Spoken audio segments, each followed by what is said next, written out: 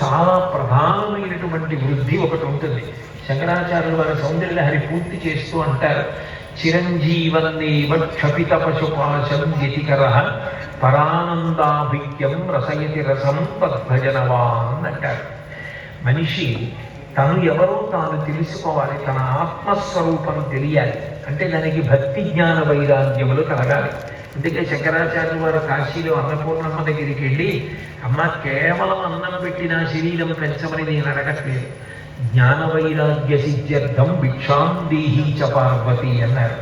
నాకు జ్ఞాన వైరాగ్యములను కూడా ఇయ్యి అన్నారు. లోపల కూడా పండాలి మనిషి. పిండెగా ఉన్నప్పుడు తొడివిని పట్టుకుంటాడు, కాయగా ఉంటే పట్టుకుంటుంది, పండిపోతే తనంత తాను వదిలేస్తుంది. శరీరం నేను కాదు, ఆత్మ నేను అన్న అనుభవం రావడానికి కావలసిన అనుష్ఠానం బలంతో పెరగాలి. నైనం చిందంతి శస్త్రాన్ని నైనం దహతి పాపక నచైనం క్లేదయంత్యాపో నశోషయతి మారుతః అంటారు గీతలో.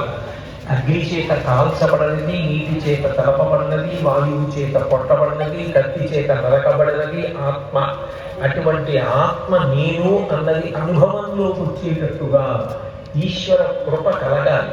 అటువంటి కృప కలగాలి అంటే దానికి సంబంధించిన సాధన నడిచి జ్ఞానము కలగాలి. అది లోపల తిరుగుతుండాలి.